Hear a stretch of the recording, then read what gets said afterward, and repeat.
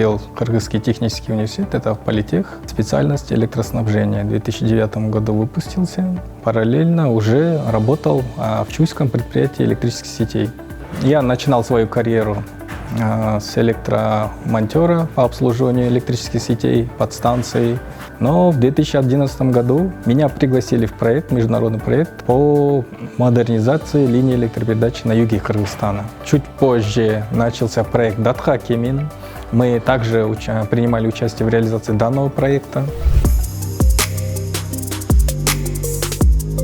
С 2017 года основные проектные соглашения по проекту КАС-1000 были уже подписаны и успешно проведены тендеры по кыргызской части для строительства линий электропередач. Я сейчас являюсь специалистом по сопровождению данных контрактов, которые мы заключили с подрядной компанией «Миташ». Кроме этого, у нас есть контракт с консультационной компанией «Маненко Иран» и другие проектные соглашения. Наша команда, в том числе и я, ведем непрерывную реализацию данного проекта.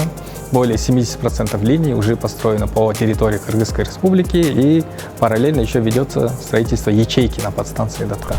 Горжусь, что принимаю участие в таком огромном проекте, как КАС-1000. Кыргызстан показал себя как надежный партнер в реализации данного проекта КАС-1000, выполняя все свои обязательства по договорам, по основным проектным соглашениям. Планирует уже успешно завершить свою часть строительства объектов проекта КАС-1000 в Кыргызской республике.